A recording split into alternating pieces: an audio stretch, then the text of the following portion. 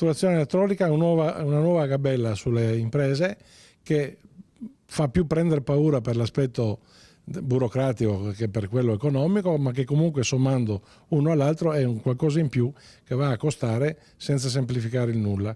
Forse abbiamo raggiunto il massimo, è ora di ripensare come si può fare impresa in Italia. Non usa mezzi termini il presidente di Confcommercio Veneto nel definire l'obbligo della fattura elettronica entrato in vigore dal 1° gennaio e che evidenzia una procedura che andrebbe semplificata, ma soprattutto non è d'aiuto alle piccole e medie imprese.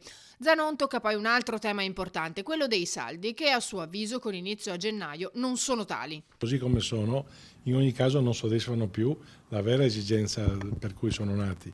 Allora vanno bene fatti ora per il mondo che in qualche modo deve tentare di dare delle risposte a un Natale che di solito, proprio perché arrivando i saldi qualche giorno dopo, non è più importante come una volta. Dalle altre parti c'è anche la fortissima concorrenza di un mondo che utilizzando i social e utilizzando quelle che sono un po' i digitali che abbiamo in tasca tutti, oggi tutto l'anno ti offre possibilità, se non sono di saldi, di grandi sconti o di grandi proposte commerciali, insomma.